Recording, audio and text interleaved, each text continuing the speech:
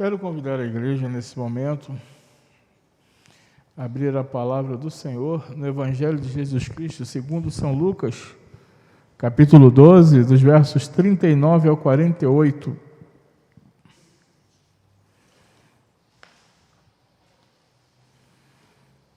Evangelho de Jesus Cristo, segundo São Lucas, capítulo 12, dos versos 39 ao 48.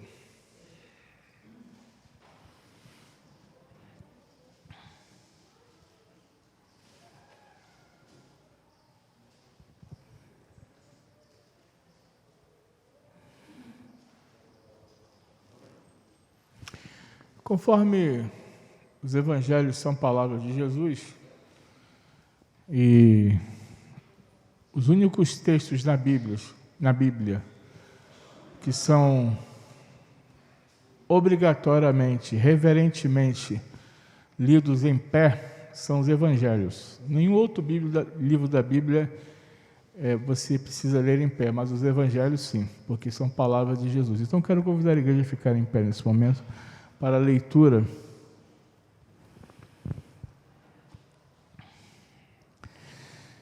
Oremos. Senhor, estamos com a Tua palavra aberta. Fala aos nossos corações nessa manhã. Assim como Tu falaste ao meu coração, fale ao coração da Tua igreja.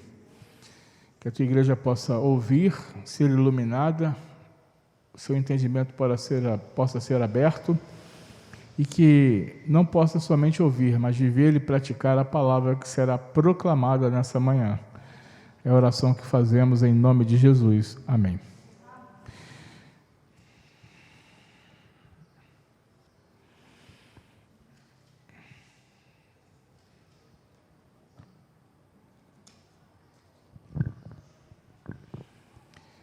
Saber, porém, isto: se o pai de família soubesse a que hora havia de vir o ladrão, vigiaria e não deixaria arrombar a sua casa. Ficai também, pois, apercebidos, porque a hora em que não cuidais, o Filho do Homem virá. Então Pedro perguntou: Senhor, proferes estas parábolas para nós ou também para todos? Disse o Senhor: quem é, pois, o mordomo fiel e prudente, a quem o Senhor confiará os seus conservos para dar-lhes o sustento a seu tempo? Bem-aventurado aquele servo a quem seu Senhor, quando vier, achar fazendo assim. Verdadeiramente vos digo que lhe confiará todos os seus bens. Mas se aquele servo disser comigo mesmo: meu Senhor tarda em vir, e passar a espancar os criados e as criadas, a comer e a fazer e a embriagar-se, virá o Senhor daquele servo, em dia em que não espera e em hora em que não sabe, e castigá-lo-á, lançando-lhe a sorte com os infiéis. Aquele servo, porém, que conheceu a vontade de seu Senhor e não se aprontou, nem fez segundo a sua vontade, será punido com muitos açoites. Aquele, porém, que não soube a vontade do seu Senhor e fez coisas dignas de reprovação, levará poucos açoites. Mas aquele a quem muito foi dado, muito lhe será exigido. E aquele a quem muito se confia, muito mais lhe pedirão. Palavras do Senhor. Irmãos, poderiam sentar.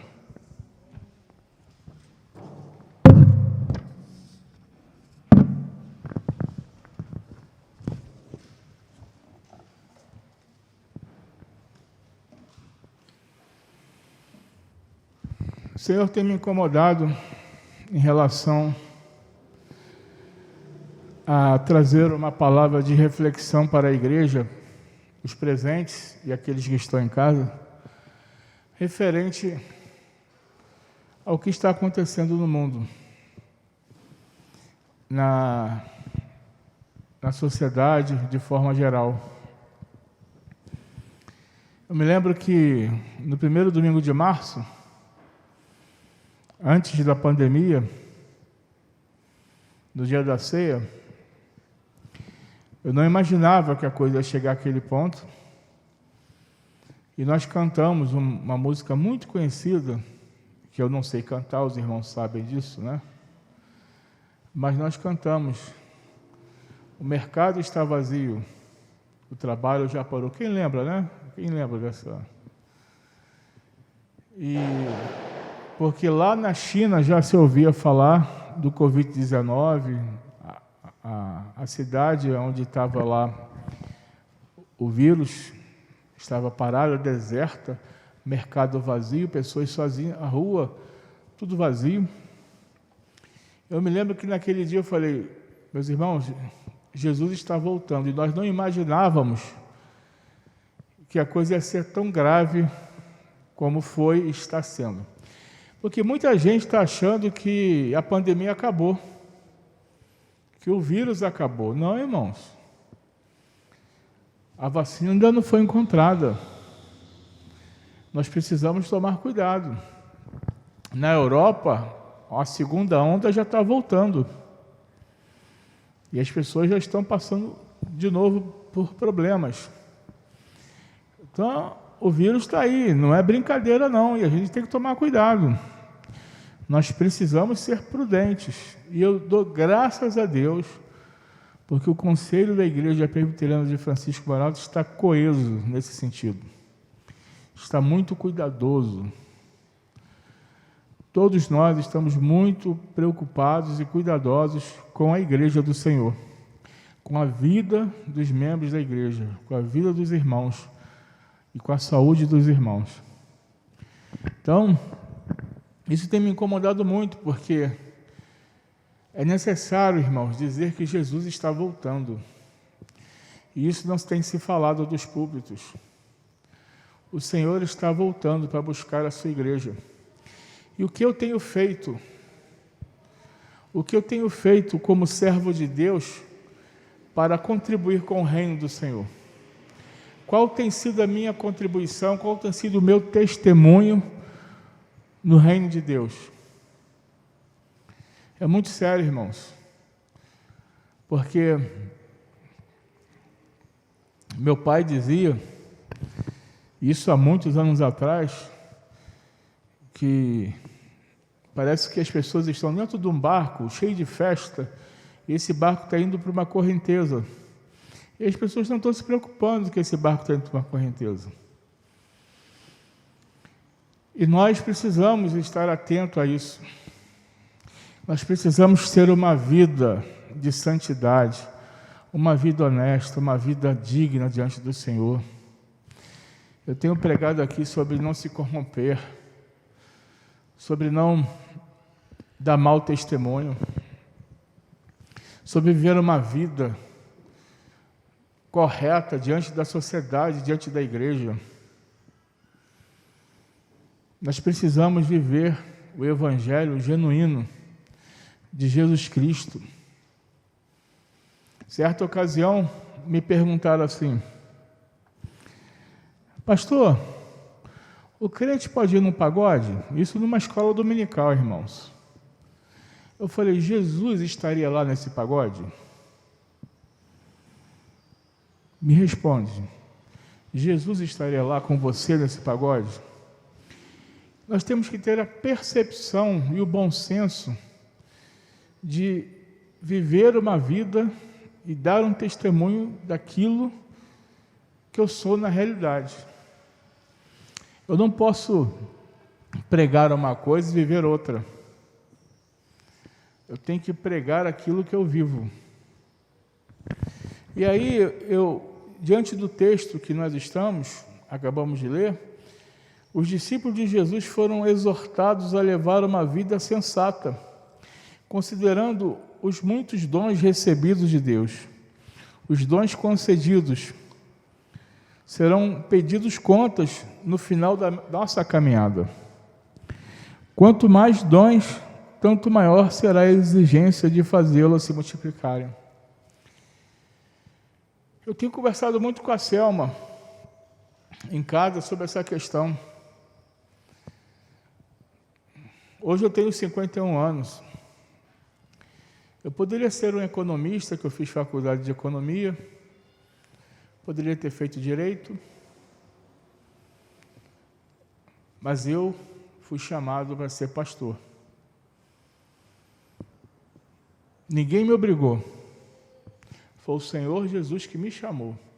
E eu senti esse chamado, essa vocação.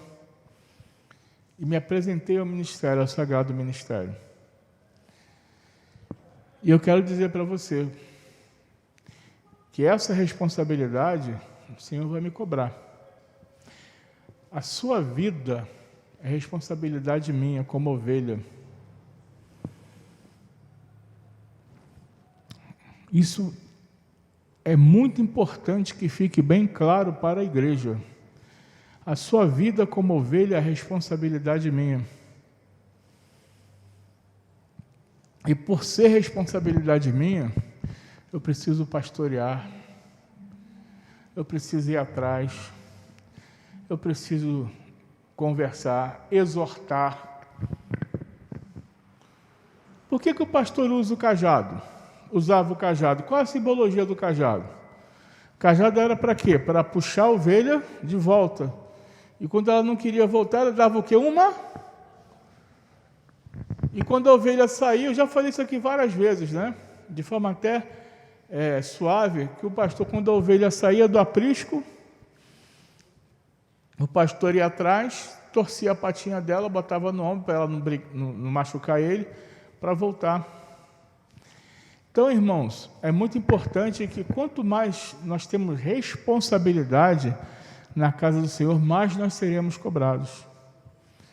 Mais nós seremos chamados, mais responsabilidade. Então, é muito importante que a igreja entenda isso. Que ninguém na casa do Senhor é obrigado a fazer nada, mas quando se oferece, quando se vem a você algo às suas mãos, como diz em Eclesiastes 9:10, faça segundo as suas forças. Tem um filósofo que eu gosto muito dele, Sérgio Cortella, que ele diz assim: não seja medíocre. Já ouviu essa, Rafael, dele? Não seja medíocre. Faça o seu melhor dentro do seu melhor. E aí ele conta que ele saiu da universidade, passou na casa da mãezinha dele, e eram umas 5 horas da tarde, e ele diz que não tinha o que comer, que ele não tinha almoçado, que geralmente ele não tem tempo para almoçar, e que a mãe dele perguntou para ele: você já almoçou? Ele falou: mãe, eu comi um lanche. Ele disse que a mãe dele foi lá, pegou uma pasta, jogou um queijo ralado por cima, um alho e óleo, e pegou um tomate cereja, cortou em 4 e botou por cima. Ele falou: capricho.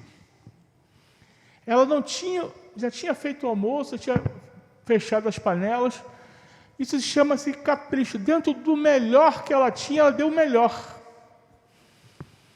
Irmãos, faça o seu melhor. O seu melhor pode não ser o melhor do irmão, mas é o seu melhor. Deus vê o coração, não vê a aparência. Faça o seu melhor. Faça aquilo que você foi chamado a fazer, mas faça o seu melhor. Porque eu tenho que saber falar, Não, irmão. Se você foi chamado, se você foi colocado nessa posição, honre, faça o seu melhor, porque se a responsabilidade foi lhe dada, muito será lhe cobrado. Eu sou um pastor que eu quero estar em tudo. Eu quero estar na UPA, na UCP, na SAF, na UPH, na UMP. Quero estar ciente de tudo, quero ser o primeiro a saber de tudo. Porque eu entendo que pastorado é isso, é estar a serviço da igreja, 24 horas por dia. E eu já falei várias vezes: não se incomode, pode ligar para mim a hora que for, meu celular fica ligado 24 horas.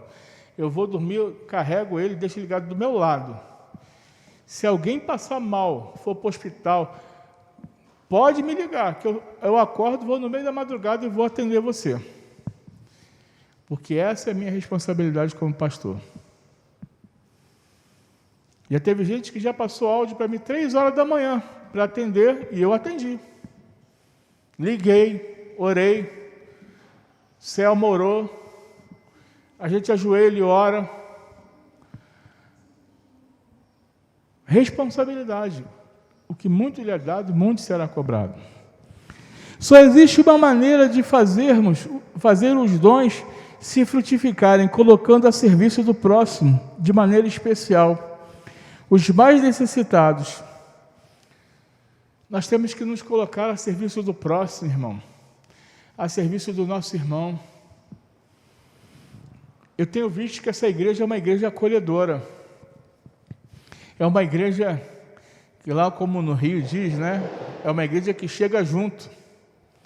Quando se precisa de alguma coisa, a junta diaconal até deu uma parada agora, a gente vai voltar, agora que voltou o culto presencial, vamos voltar a trazer os alimentos para doação, mas se bem que houve uma acomodação, algumas famílias já estão mais tranquilas, mas existem famílias que precisam, mas a junta diaconal já arrecadou mais de 700 quilos esse ano de alimento. E a igreja chega junto, a igreja apoia, a igreja é uma igreja acolhedora. Eu e a Selma fomos muito bem acolhidos por essa igreja, por todos os membros. E é uma igreja que olha para o próximo. E nós precisamos continuar com esse olhar de misericórdia, de compaixão, compassivo.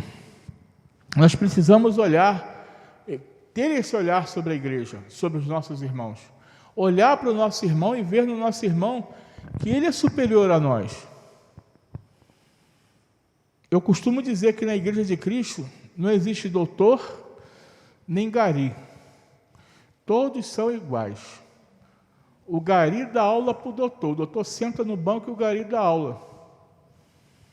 Porque todos nós somos iguais aqui. Ninguém é melhor do que ninguém. Eu, muitas das vezes, aprendo com o irmão da igreja. E eu digo, ninguém é melhor do que ninguém. No reino de Deus, nós não podemos fazer acepção de pessoas. E graças a Deus, eu tenho visto isso aqui na igreja. Não existe acepção de pessoas. Não existe ninguém que se acha melhor do que ninguém. Graças a Deus por isso. O discípulo sensato sabe reconhecer a riqueza de dons providos de Deus e a maneira conveniente de usá-los, e assim se preparar para o encontro com o Senhor. Você está preparado para se encontrar com o Senhor?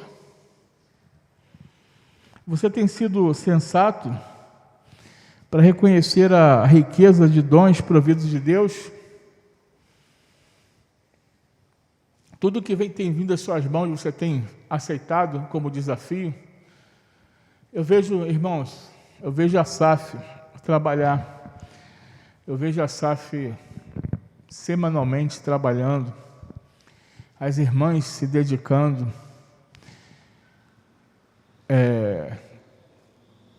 Nessa pandemia, a SAF fez um trabalho maravilhoso. A igreja não passou por uma comemoração sem comemorar. Toda comemoração tinha um vídeo, um festejo que a irmã Ana, juntamente com a irmã Anorina, passava, e as pessoas trabalhando, fazendo a obra de Deus. A eleição da SAF foi uma eleição altamente pacífica, unanimidade, a diretoria foi reeleita por unanimidade. Olha que bênção, irmãos, que maravilha. E as irmãs têm se dedicado ao trabalho do Senhor, têm feito um trabalho bom, e é isso que a gente quer para a igreja. Ano que vem a igreja faz 50 anos, vamos nos preparar para fazer o melhor. O conselho tem muitos projetos para a igreja, de reforma, de melhorar a qualidade da live, de reformar algumas coisas aqui na igreja que precisamos. Temos em mente convidar alguns pastores para estar aqui nos 50 anos da igreja. Precisamos fazer o nosso melhor, dentro do nosso melhor, dentro das nossas limitações. Nós não somos uma igreja rica, mas a igreja do Senhor Jesus, a igreja de Francisco Morato hoje, está bem, está caminhando, está honrando todos os seus compromissos em dia. Está tudo em dia. Está podendo se organizar para o ano que vem, poder fazer algumas coisas da igreja. Isso graças a Deus, em primeiro lugar. E graças à fidelidade dos irmãos nos dízimos das ofertas. A igreja tem sido fiel ao Senhor. E temos tido uma receita boa para poder pagar tudo em dia e nos programarmos para começarmos a fazer um ano com reformas da igreja. Isso é fruto do quê? Da fidelidade dos irmãos, do comprometimento dos irmãos com o reino de Deus. E aí eu pergunto, a pergunta final, você está preparado para se encontrar com o Senhor, para a vinda do Senhor? Você está preparado para, se o Senhor voltar hoje, você subir com Ele? Você está preparado para que, se o Senhor te chamar essa noite, no dia de hoje, ou te chamar essa noite, você está preparado para encontrar com o Senhor teu Deus? É a pergunta que eu deixo nessa manhã, irmãos. Precisamos fazer uma autoanálise. Precisamos fazer uma reflexão sobre as nossas vidas. Precisamos fazer uma reflexão sobre as nossas atitudes, o nosso ser. Precisamos estar atentos a tudo isso. O rei está voltando. A trombeta está soando. E você está preparado o dia que essa trombeta tocar? É importante, irmãos, nós termos isso em mente. É importante nós termos isso na nossa vida. Eu costumo dizer, e falo com toda tranquilidade, eu até brinco, eu falo assim, se o Senhor me chamar hoje, eu tenho certeza que eu vou para o céu. Porque eu sou lavado e remido pelo sangue do Senhor Jesus, sou eleito, pedra viva. Fui eleito, como está escrito em Efésios 1:4, eleito antes da fundação do mundo, para ser santo e irrepreensível e em amor. Porque muito se fala em eleição. Eu sou eleito do Senhor. Aí o camarada, por achar que é eleito do Senhor, ele acha que ele pode fazer um monte de coisa errada. Não. O eleito, ele peca, mas ele não tem prazer no pecado. Ele se arrepende. O Espírito Santo o incomoda. Fala ao seu coração. Eu sou eleito, vou fazer o que eu quero. Não é assim não. Então é muito importante você ter essa consciência da responsabilidade que você tem como servo de Deus, do testemunho que você dá na sociedade a qual você vive. Outro dia eu cheguei no trabalho do Marcelo, de surpresa, do diácono Marcelo, né? Ele estava lá com um monte de velhinho lá, em volta dele, atendendo, e aí recebendo vários elogios dos velhinhos. Aí eu falei assim, eu nunca vi esse menino com a cara triste. É um menino, Marcelo é um menino, né? E aí a velhinha falando, pois é, aí, esse aqui é meu pastor e tal. Pois é, ele é meu vizinho, pastor, vi esse menino pequeno, criança. E lá, todo mundo referendando o Marcelo. Isso é bom, irmãos, a gente chegar no local de trabalho e ver a pessoa referendar o outro, nossa ovelha. E eu falei, eu nunca vi esse menino triste. Vi sempre o Marcelo alegre, brincalhão, baiano, aquela coisa, né, Marcelo? E é assim que a gente tem que ser, tem que viver feliz, né? Outro dia a gente estava comentando lá em casa, eu e a Selma, né? E aqui não é nenhuma rasgação de seda e nenhuma bajulação, longe disso. Mas é como as pessoas, elas tratam, né? A irmã Rosana, por exemplo, ela tem uma forma de falar, de uma educação, de uma gente, ela se espantou, mas é verdade, ela manda as mensagens no grupo, ela tem uma forma de falar, educada, fina, né? Eu não estou falando alguma... Não é uma... É? Mas dentro da bravura sua tem a coisa boa, né?